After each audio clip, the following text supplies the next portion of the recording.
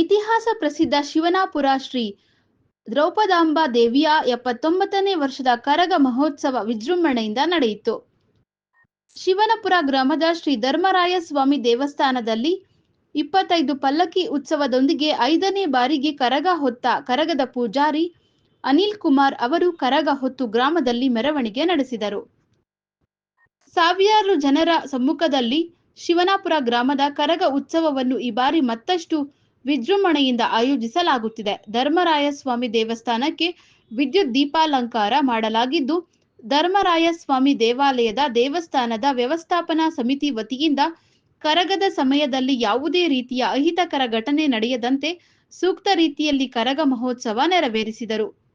ವಿಶೇಷವಾಗಿ ಪ್ರತಿ ವರ್ಷ ಶ್ರೀರಾಮನವಮಿ ದಿನದಂದು ಇಲ್ಲಿ ಕರಗ ಮಹೋತ್ಸವ ನೆರವೇರಿಸಿಕೊಂಡು ಬರುತ್ತಿದ್ದಾರೆ. ಅದರಂತೆ ಈ ಬಾರಿ 79ನೇ ವರ್ಷದ ಅದ್ದೂರಿ ಕರಗ ಮಹೋತ್ಸವ ನಡೆಯಿತು. ರಾತ್ರಿ ಸುಮಾರು 1 ಗಂಟೆ ಸಮಯದಲ್ಲಿ ಪ್ರಾರಂಭವಾದ ಕರಗ ಮಹೋತ್ಸವ ಸೋಮವಾರ ಬೆಳಗ್ಗೆ 11 ಗಂಟೆಗೆ ಅಗ್ನಿಕೊಂಡ ಪ್ರವೇಶ ಮಾಡುವ ಮೂಲಕ ಸಮಾಪ್ತವಾಯಿತು.